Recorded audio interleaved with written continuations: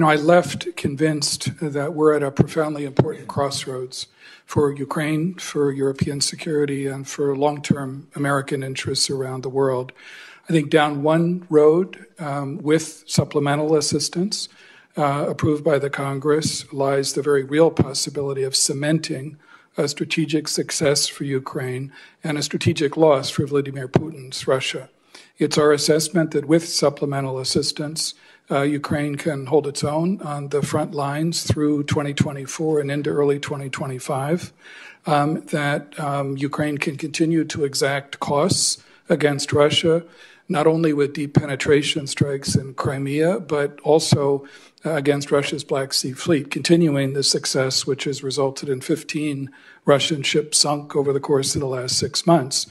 In other words, with supplemental assistance, Ukraine can put itself in a position by the end of 2024, the beginning of 2025, where it could regain the offensive initiative and also put itself in a position to negotiate from a position of greater strength and achieve an outcome in which Putin's goal, which was to subjugate Ukraine and to control its choices, would be denied, where Ukraine could sustain itself as a strong, sovereign, independent country, anchor itself in Western institutions, and have the space and the security to recover from this terrible aggression, and leave Russia to deal with the long-term consequences of Putin's brutal and foolish invasion. Down another road, however, without supplemental assistance, it seems to me, lies a much grimmer future. Ukraine is likely to lose ground, and probably significant ground, in 2024.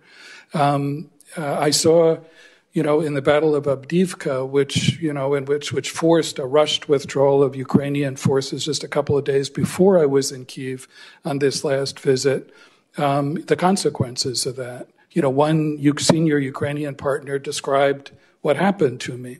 He said that, our men fought as long and as hard as they could. We ran out of ammunition, and the Russians just kept coming.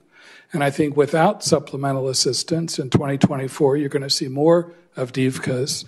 And that, it seems to me, would be a massive and historic mistake for the United States.